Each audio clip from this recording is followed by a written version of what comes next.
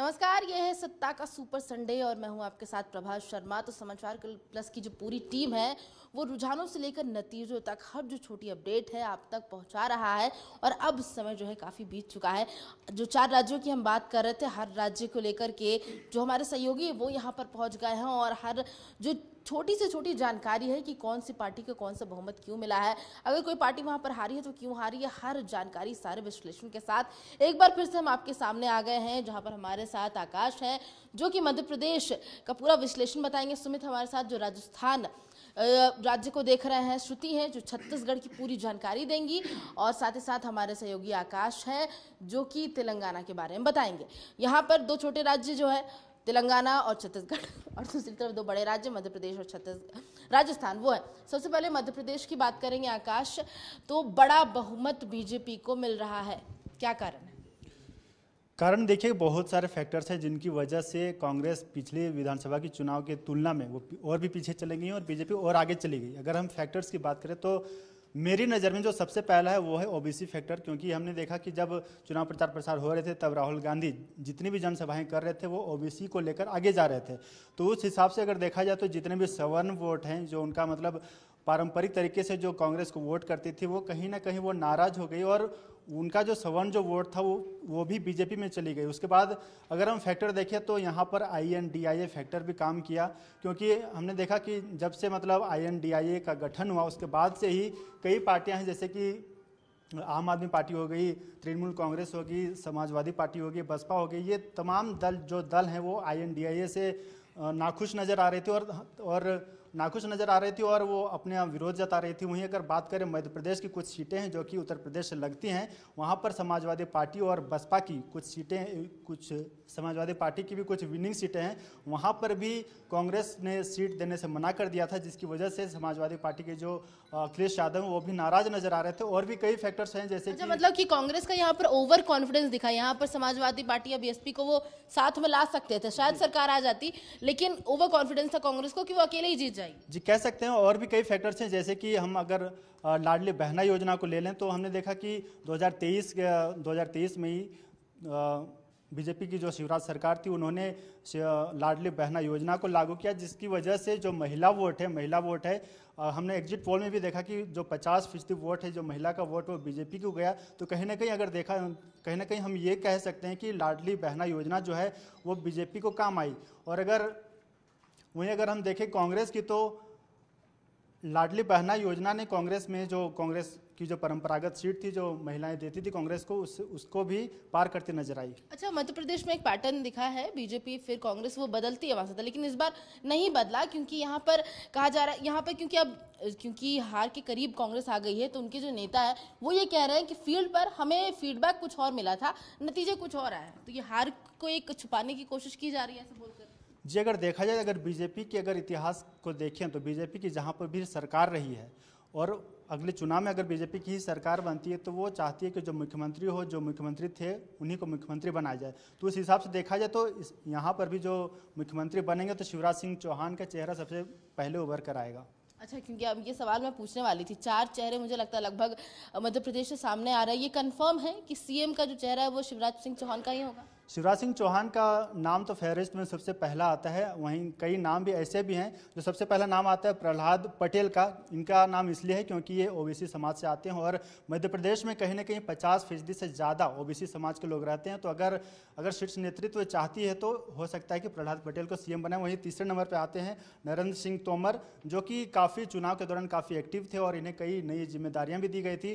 वहीं तीसरे नंबर पर आता है फग्गन सिंह कुलस्ते, जो कि आदिवासियों का एक नया चेहरा, आदिवासी समाज में एक बड़ा नाम है इनका। अगर शीर्ष नेतृत्व चाहती है किसी आदिवासी चेहरा को मुख्यमंत्री बनाना तो हो सकता है कि इन्हें मुख्यमंत्री बनाया जाए। वहीं चौथे नंबर पर आते हैं कैलाश विजयवर्गीय, जो शीर्ष नेतृत्व है उनके करीबी माने जाते हैं। वहीं हमने इनको देखा कि कैलाश विजयवर्गीय जब भी जनसभा को संबोधित करते थे वो सीधे तौर पर कहते थे कि वे विधायक बनने नहीं आए हैं। बिल्कुल, और किसी भी राज्य में बीजेपी के शीर्ष नेतृत्व का बहुत अहम भूमिका यहाँ पर होता है, तो देखना होगा कि CM का अगला चेहरा क्या होता है। राजस्थान की बात करते हैं, एक बहुत बड़ा झटका कांग्रेस को लगा है। बिल्कुल झटका लगा है, लेकिन जिस तरीके से हमने देखा था कि जो रुझान आ रहे थे उसके बाद से ही एक का एक जो है वो जो सिचुएशन था वो पलट गया और इसके बहुत सारे कारण हैं। सबसे पहला कारण तो ये है कि जो कांग्रेस में, और ये सिर्फ राजस्थान की बात नहीं है, कांग्रेस में अमूमन हमने देखा है कि अंतरकलह की जो स्थिति रहती है और जो आपस में पार्टी के जितने भी बड़े नेता हैं, शीर्ष नेता हैं या विधायक हैं या मंत्री भी हैं, उनके आपस में जो नहीं बनती है, इसका कहीं ना कहीं खामियाजा जो है राजस्थान में देखने को मिला है कांग्रेस को। और बीजेपी राजस्थान में सिर्फ 2-4 वोट से ऊपर नीचे नहीं है, वो लगभग डबल के मार्जिन से भी ज़्यादा है। और इसमें एक फैक्टर ये भी समझ में आता है कि जिस तरीके से दो ऐसे नाम हैं, अशोक गहलोत और सचिन पायलट, दोनों एक पूर्व डिप्टी सीएम रह चुके हैं सचिन पायलट, और अभी वर्तमान में अशोक गहलोत सीएम हैं। इन दोनों के बीच में ही आपस में नहीं बनती है, एक दूसरे के पीछे ही एक निगरानी रखने के लिए कहीं ना कहीं किसी लोगों को टीम बैठा देते हैं कि उनको निगरानी रखने के लिए कहीं दिल्ली भेज देते हैं, कहीं कुछ हो जाता है। तो ये सारे जो मतलब मेन मेरे तरीके से जो मैं एनालिसिस कर पा रहा हूँ कि कांग्रेस का ये हमेशा से ऐसा रहा है, और जितना भी हमने रिएक्शन भी देखा उसमें साफ तौर पे आया कि कांग्रेस ये कह रहे, कांग्रेस के जितने भी नेता हैं या प्रवक्ता होंगे या फिर जितने भी अधिकारी हैं, वो सब ये कह रहे हैं कि हम इसको रिव्यू करेंगे। समझने वाली बात यह है कि देश की सबसे पुरानी पार्टी है कांग्रेस, और अभी तक अगर वो रिव्यू ही कर रही है तो कब वो एक्शन मोड में आएगी। और राहुल गांधी का जिस तरीके से आप मान सकते हैं कि कांग्रेस में सबसे ऊपर राहुल गांधी हैं, लेकिन कभी भी उन्होंने वो एक तरीके से बैकअप बोल सकते हैं या फिर एक विकल्प के तौर पे उनको अभी भी नहीं देखा जा रहा है। भले ही वो उन्होंने भारत यात्रा की होगी, भले ही उन्होंने कई सारी योजनाओं को लेकर के ढाढ़स बंधाया होगा जनता को जहां पर भी वो रैली कर रहे हैं, लेकिन कभी भी उनके बातों से या फिर उनके वो जनता में वो विश्वास नहीं डेवलप। तो जो मोदी फैक्टर की बात करें, शायद राहुल गांधी वो फैक्टर कभी नहीं बनेगा। बिल्कुल सही बात कह रहे हैं आप कि मोदी, प्रधानमंत्री मोदी जो है, उनका जो एक अपीलिंग फैक्टर है, जिस तरीके से आप एक ये कह सकते हैं कि जो मैग्नेटिक अट्रैक्शन है, वो शायद राहुल गांधी में कहीं ना कहीं लैग करता है। और साथ ही जितने भी कांग्रेस के जो भी शीर्ष के भी नेता हैं, उनके बीच का जो आपसी कोऑर्डिनेशन है, वो एक हमेशा से गंभीर समस्या रही है। कांग्रेस की बात हो गई, लेकिन अब बीजेपी क्योंकि वहां बढ़त बना रहा है, तो वहां राजस्थान में किसका चेहरा है? देखिए, बीजेपी चूंकि वसुंधरा राजे सिंधिया के नाम पर ही ये जो पूरा चुनाव है वो लड़ा गया, लेकिन वसुंधरा राजे सिंधिया का और शीर्ष नेतृत्व का अभी कुछ दिनों से आपस में कुछ वैसी बन नहीं रही है। तो ऐसा भी कहा गया था कि अगर जितने ज़्यादा मार्जिन से सीट अगर आती है, ज़्यादा लोग मतलब ज़्यादा मार्जिन से अगर बीजेपी वहाँ पे जीतती है राजस्थान में, तो हो सकता है कि वसुंधरा राजे सिंधिया को फिर से दरकिनार कर दिया जाए और एक नया चेहरा सामने आए। और इसमें कई सारे नाम भी सामने आ रहे हैं। सबसे पहला तो नाम है बालकनाथ का, सांसद हैं, और बीजेपी ने कई सारे सांसद भी इस चुनाव में उतार दिए थे। बालकनाथ को इसीलिए भी बोला जा रहा है क्योंकि उनकी जो पर्सनैलिटी है और वो जिस तरीके से आक्रामक, एक जो अग्रेसिव जो पॉलिटिक्स हम बोलते हैं, जो बीजेपी के कई सारे नेताओं में देखने को मिलती है, शीर्ष नेताओं में, वो उनमें साफ झलकता है। और साथ ही वो चूंकि जब एक सर्वे भी हुआ था तो उसमें भी अशोक गहलोत के बाद अगर कोई सबसे प्रबल दावेदार सीएम को लेकर के अगर बीजेपी की तरफ से देखे तो उन्हीं का नाम आया था। उसके बाद दिया कुमारी हैं जो रजवाड़े घराने से आती हैं और वो जयपुर सीट से सांसद हैं। उनका भी इसलिए उनको भी एक विकल्प के तौर पे इसलिए भी देखा जा रहा है क्योंकि वसुंधरा राजे सिंधिया महिला हैं और कहीं ना कहीं जो महारानी को सब्स्टिट्यूट करने के लिए दूसरी महारानी को सामने खड़े करने की जो बात आ रही है। वहीं पे तीसरा नाम जो है वो है सीपी जोशी का, जो कि अभी वर्तमान में बीजेपी के वहां प्रदेश अध्यक्ष हैं। उनका भी एक मतलब एक तरीके से आप ये कह सकते हैं कि स्ट्रांग एक पार्टिसिपेशन रहा पूरे चुनाव में। और अगर आज बीजेपी जिस तरीके से उस मुकाम तक पहुंची, इतने बड़ा मार्जिन लेकर के आई है, तो कहीं ना कहीं सीपी जोशी का उसमें बहुत बड़ा हाथ है। बिल्कुल। यहाँ पर अब छत्तीसगढ़ के पास आते हैं। श्रुति, छत्तीसगढ़ के रुझान भी हमने देखे, नतीजे अब सामने हैं हमारे। तो यहाँ पर जो जादुई आंकड़ा शायद 2018 में भूपेश बघेल लेकर आए थे, 2023 में वो काम नहीं। बिल्कुल। जो छत्तीसगढ़ के विधानसभा सीट है, पूरे 90 सीट में पिछले बार कांग्रेस 68 सीट जीत करके लेकर के आई थी, लेकिन अभी आप देखो कि वही चीज उन्हीं का जो जितना भी उन्होंने राजनीति में ये रणनीति बनाई थी, वही चीज उन पे पीछे पड़ी है। क्योंकि इस बार जो भाजपा है ना, वो जमीनी स्तर से जुड़ी है। और एक और जो सबसे अहम पड़ाव यहाँ पर रहा कि पिछले बार चुनाव में जो मैनिफेस्टो में वादे किए गए थे वो कहीं ना कहीं पूरे नहीं हुए। जैसे शराबबंदी को लेकर के हुआ था, और एक ये भी हुआ था कि जाति जनगणना को लेकर के भी बात उठी थी। लेकिन ये सारी चीज अब कहीं ना कहीं कांग्रेस के ही ऊपर उल्टी पड़ गई।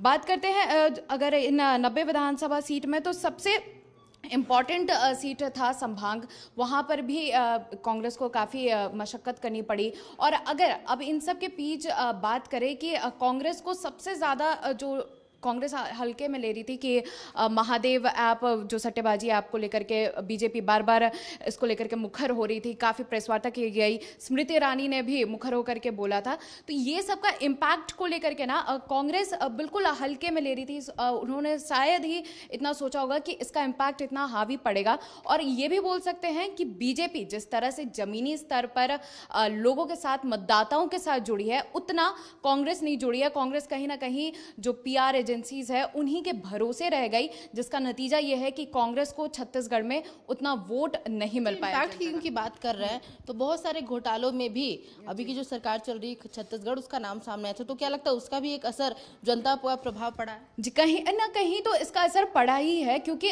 कांग्रेस की तरफ से एक हम कह सकते हैं कि जो कम्युनिकेशन गैप है, एक तो पहले संगठन के अंदर, और दूसरा कहीं ना कहीं जो वहाँ पे लीडरशिप क्वालिटी है वो अंदर में खोखली हो गई है। यही चीज़ हम बीजेपी में देखें तो वहाँ पे एक प्रॉपर डिसिप्लिन मेंटेन किया जाता है, एक हायरार्की चलती है और उसी के अकॉर्डिंग होता है। लेकिन कांग्रेस में ये चीज़ लोगों की ईगो पे बहुत आता है कि भाई जो जैसा आला कमान के उधर से निर्देश दिया गया है, अगर उनके बिहाफ में नहीं दिया जा रहा है तो वहाँ के कार्यकर्ता उसे बिल्कुल ही नकार देते हैं। तो अंदर खाने में सब कुछ ठीक ठाक नहीं चल रहा है और अब मुझे लगता है कि जो नतीजे सामने आ रहे हैं, भूपेश बघेल के नेतृत्व पर भी कई सवाल उठ सकते हैं। तेलंगाना की बात करते हैं आकाश सर, तो यहाँ पर तेलंगाना एक काफ़ी नया राज्य था, 2 बार यहाँ पर बीआरएस की टीम जीत चुकी थी, लेकिन अब बड़ी हार मिली है और कांग्रेस वहाँ पर आ चुकी है।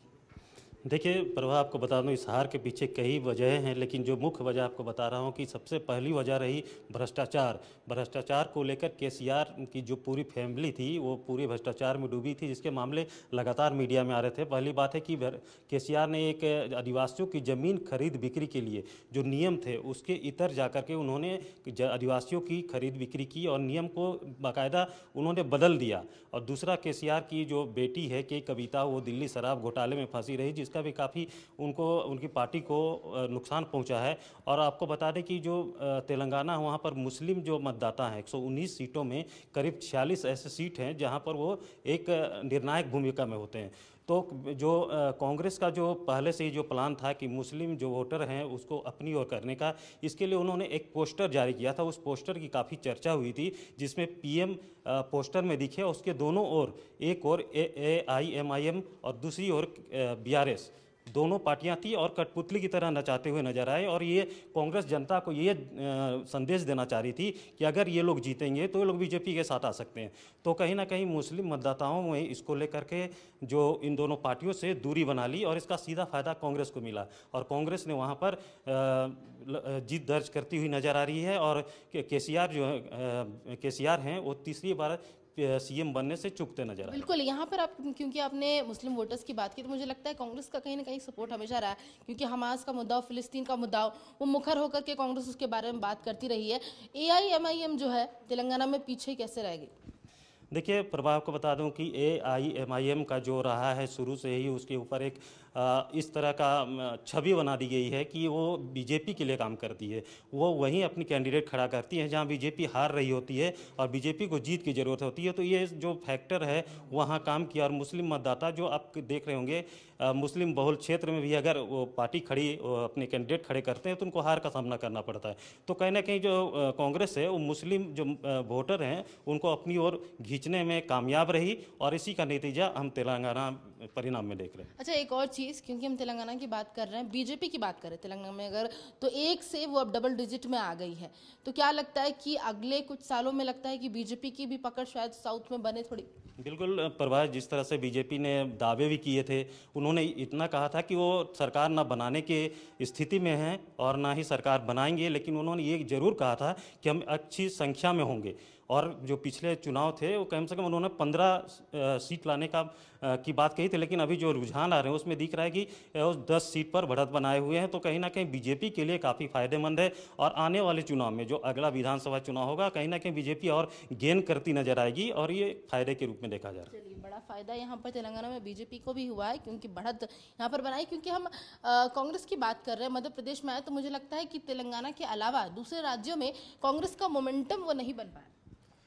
जी, जाहिर सी बात है, जैसा कि आज मध्य प्रदेश, राजस्थान, तेलंगाना और छत्तीसगढ़ का जिस तरह के परिणाम आया है, जिस तरीके से बीजेपी ने बढ़त हासिल की है, क्योंकि पिछले विधानसभा चुनाव में देखें तो बीजेपी ने जितनी सीटें हासिल की थी उस हिसाब से अगर तुलना करें तो बीजेपी ने बहुत आगे तक काम किया है। वहीं अगर तेलंगाना की भी बात करें तो तेलंगाना में पिछले चुनाव में बहुत कम सीटें आए थे, लेकिन इस बार भी उसने कम सीटें हासिल की है, लेकिन पिछले चुनाव की तुलना में बहुत ज़्यादा सीटें हासिल की हैं।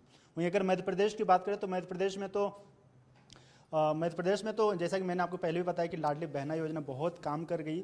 इसके बाद भी कई फैक्टर्स हैं, जैसे कि लाडली बहना योजना के तहत जैसे कि शिवराज सरकार ने जैसा कि महिलाओं को 1500 रुपये देने का ऐलान किया था, और इसी दौरान राहुल गांधी ने भी 1500 देने का ऐलान किया था। गैस सिलेंडर 500 करने का ऐलान किया था, लेकिन ये ऐलान कुछ असर करती उससे पहले ही शिवराज सरकार ने लाडली बहना योजना लागू कर दिया और महिलाओं के खाते में उस योजना के तहत 1500 की 2 किस्त डाल भी दिए।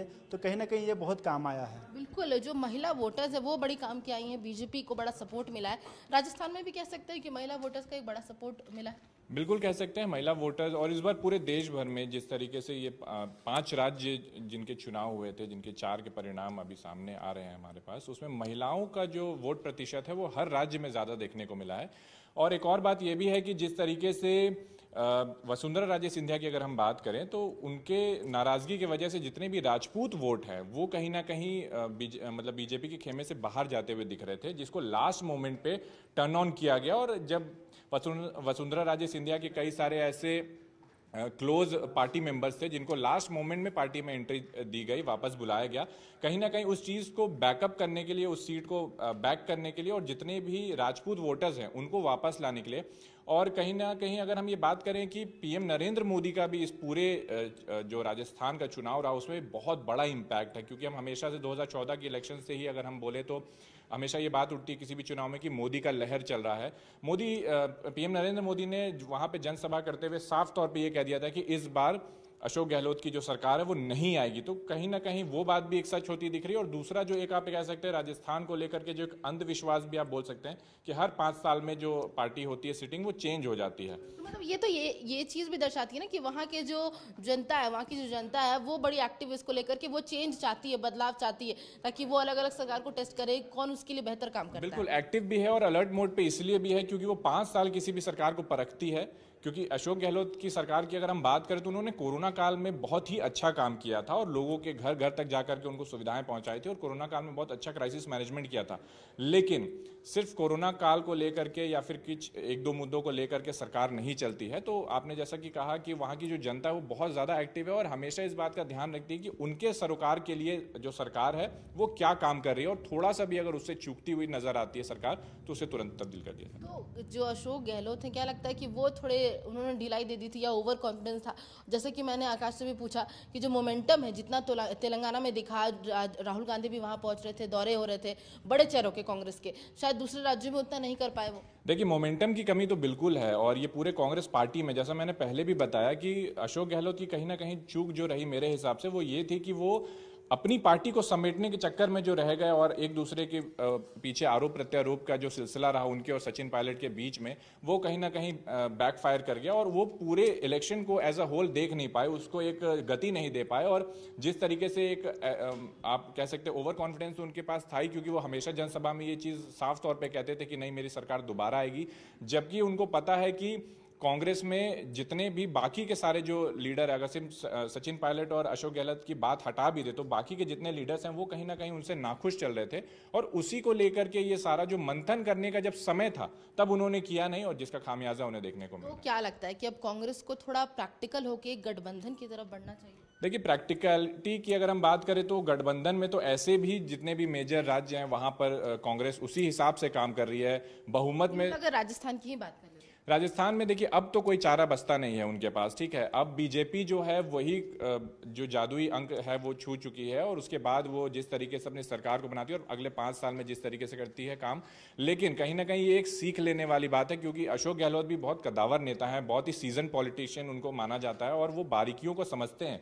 लेकिन अगर आप चुनाव नहीं जिता पाए तो फिर वो सारी जो एक्सपीरियंस है वो धरा का धरा रह जाता है। तो अब फिर भी एक समय है अगले 5 साल तक का कि वो इन सारी चीज़ों को लेकर के एक आत्ममंथन करे और पार्टी के बीच में जो अंतरकला है उसको सबसे पहले निपटाने की कोशिश करें। चलिए छत्तीसगढ़ में जाते हैं। श्रुति, यहाँ पर काका को नकार दिया है छत्तीसगढ़ की जनता ने और कमल को स्वीकार कर लिया है, ठीक है, तो क्या लगता है अब 2024 में भी, क्योंकि इसका काफी असर पड़ेगा जो लोकसभा चुनाव आने वाले हैं। जी बिल्कुल, इसका जो अभी विधानसभा चुनाव हुए हैं, कांग्रेस कह ले या फिर बीजेपी, दोनों के लिए एक लोकसभा चुनाव के लिए ब्लूप्रिंट बनाने में काफ़ी अहम रहेगा। बात करते हैं कि अगर छत्तीसगढ़ में बीजेपी की सरकार बनती है तो बीजेपी कौन से मुख्यमंत्री का चेहरा लेकर के आ सकती है, क्योंकि रमन सिंह भी 15 साल से काफ़ी एक्सपीरियंस नेता हैं, उनको छत्तीसगढ़ की ज़मीनी प्रॉब्लम से के बारे में पता है। लेकिन वहीं यूथ नेता के बारे में बात करें तो ओपी चौधरी भी बढ़ चढ़ करके उनका नाम सामने आ रहा है, और विजय बघेल जो कि भूपेश बघेल को उन्हीं के पाटन विधानसभा सीट से कड़ी टक्कर देते हुए नजर आए। तो इन तीनों के नाम में अभी भी शंका है कि इन तीनों में से कौन से नाम को बीजेपी मुख्यमंत्री का चेहरा बनाती है। हालांकि ये तो देखने वाली बात होगी कि किस डॉक्टर रमन सिंह जो है, अभी जैसे ही नतीजे सामने आने लगे थे, लग रहा था कि बीजेपी वहां पे पहुंच गई है, तो उन्होंने सबसे पहले प्रेस वार्ता की थी और इस चीज पर कहीं ना कहीं मोहर लगाई थी कि बीजेपी जो है वहां आ रही है। जी बिल्कुल, बीजेपी जिस तरह से रुझान बढ़ते हुए नजर आए, ये तो साफ हो गया था कि बीजेपी वहां पर आ रही है। और कहीं ना कहीं आप देखो कि भले ही बघेल सरकार ने किसानों के लिए बहुत कुछ किया, ये सफल कर्ज माफी की, साथ ही एमएसपी बोनस दिया, तो ये सारी चीजें थी किसानों के पास। लेकिन इसी को और माताहारी योजना जो एक मुझे लगता है कि बहुत ही अहम इंपॉर्टेंट रोल निभाया है छत्तीसगढ़ चुनाव में, क्योंकि बीजेपी के जो कार्यकर्ता हैं हर गांव-गांव जा करके एक एक महिला से वहां पर फॉर्म भरवाए, वहां से उनका फीडबैक लिया, तो वो जो डायरेक्ट नॉलेज वहां पर कार्यकर्ताओं ने महिलाओं को दिया, वो मुझे लगता है कि काफी इम्पैक्ट। कांग्रेस अब क्या बयान दे रही है कि मतलब क्या सफाई दे रही है, कहाँ वो पीछे रह गई, वो लोगों तक नहीं पहुंच पाई है, क्या कमी रह गई? कांग्रेस में देखिए शुरू से ही थोड़ा सा लीडरशिप क्वालिटी का हम लोग देखते हैं कि कमी रहता है, और कहीं ना कहीं कांग्रेस थोड़ा ओवर कॉन्फिडेंट थी, क्योंकि कांग्रेस को लग रहा था कि जैसा कि हमने तो किसानों के लिए जो वहाँ के जो मेन वोटर्स हैं उनके लिए तो कर ही दिया है, और तो उनको कहीं ना कहीं से मिल जाएगा। लेकिन इस बार आप देखिए महिलाओं ने पूरा तख्ता पलट दिया है, और महिलाओं के जो वोट प्रतिशत हैं वो इस बार किसी भी राज्य में देखिए मतलब काफी ज्यादा बढ़ चढ़ करके देखने और यहाँ पर एक और चीज छत्तीसगढ़ को लेके सामने आ रही थी कि कोई चेहरा बीजेपी का नहीं है तो शायद वो भूपेश बघेल के सामने ना खड़ा हो पाए। तेलंगाना की बात करते हैं सर, यहाँ पर तो तेलंगाना में कांग्रेस आ रही है, तो वहाँ पर कांग्रेस का चेहरा कौन हो सकता है? देखिए प्रभा, वहाँ पर जो प्रदेश अध्यक्ष हैं ए रेवंत रेड्डी, उनका नाम काफ़ी चर्चा में है और पहले नंबर पर चल रहे हैं। लेकिन ये आलाकमान तय करेगा कि आखिर वहाँ का जो अगर सीएम का चेहरा होगा तो कौन होगा।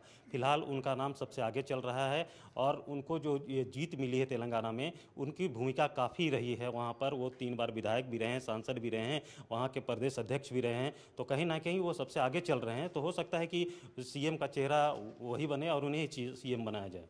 बिल्कुल, और यहाँ क्योंकि वहाँ पर जो यूथ की सोच है, बदलाव की सोच है, तो अब जबकि वहाँ कांग्रेस आती है, क्योंकि वो कोशिश कर रही है, पिछले भी जो चुनाव हुए थे कर्नाटक को अगर जोड़ दे उससे, तो साउथ पे लगता है कि कांग्रेस का एक बड़ा प्रभाव है।